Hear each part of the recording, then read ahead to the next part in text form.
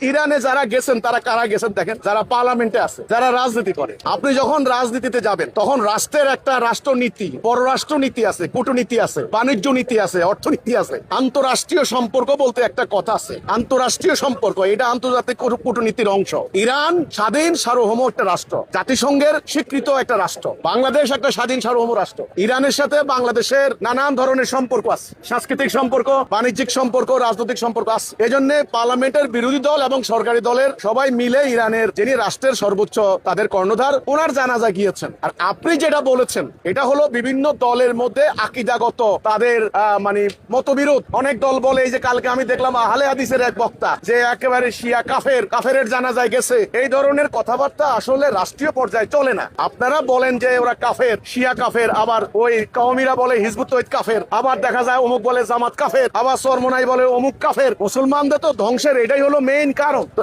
এই জন্য আমি জানা যায় ওনারা গেছেন, এটা আসলে একটা, আমি মনে করি একটা সভ্যতার পরিচায়ক, একটা এটিকেট, একটা ভদ্রতার। সভ্য সমাজে বাস করতে হলে আপনি একজন খ্রিস্টান মারা গেলেও তার অন্ত্যেষ্টিক্রিয়া রাষ্ট্রীয় কর্মকর্তা হিসেবে দাওয়াত দিলে আপনাকে যেতে হয়, এটা ভদ্রতার পরিচায়ক। আল্লাহর দিন এত অভদ্র লোকের জায়গা না, আল্লাহর দিন এত সংকীর্ণ না, আল্লাহর দিন এত ছোট লোকের জন্য না আল্লাহর দিন। কাজে ইউরোপের কোন রাষ্ট্রপ্রধান মারা গেলেও সেখানে বাংলাদেশের নেতৃত্ব যাইতে হবে। এখন যারা বলে শিয়া কাফের জানাজায় গেল কেন, ওদেরকে আবার আরেকজন কাফের বলে, এগুলা দিয়া শুনেন, এই ধরনের মাসলা মাসাইল, এই ধরনের মতবিরোধ বা এই ধরনের ফতোয়া, এই ধরনের আকীদাগত বিরোধ মাদ্রাসায় চলে, এখানে গোত্রে গোত্রে চলে, কিন্তু রাষ্ট্রীয় পর্যায়ে এই ব্যাপারগুলি চলে না।